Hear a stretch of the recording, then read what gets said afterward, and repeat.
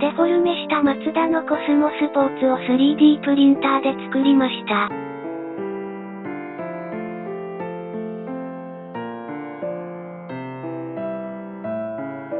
まず車の寸法を入力した長方形を用意します。これに下絵のサイズを合わせます。あとは下絵に合わせて面を貼っていきます。最初にルーフを作りました。面はできるだけシンプルに心がけました。大体の形ができたらサブディビジョンサーフェスを適用します。タイヤとかミラーは過去のパーツを有用しました。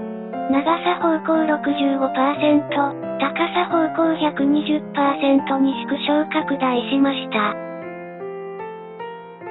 スライサーソフトの設定値はほぼデフォルト値です。3D プリンターはエニーキュービックのフォトンものです。レジンはワンハオの水洗いレジンです。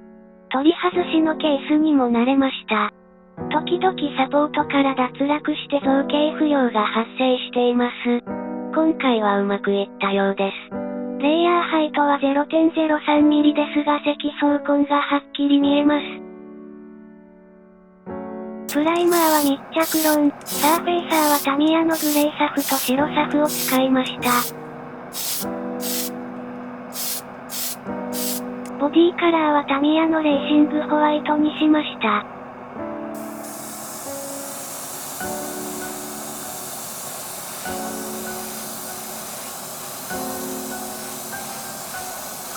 タイヤは瞬間接着剤で固定してしまいました。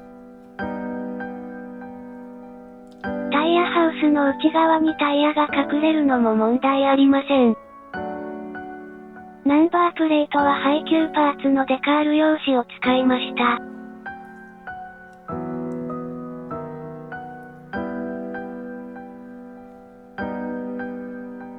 あとは筆塗りです。手が震えます。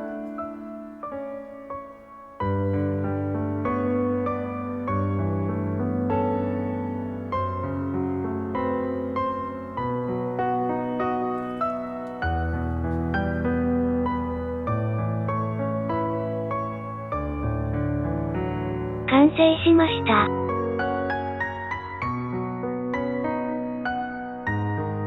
3D データの URL は説明欄をご覧ください。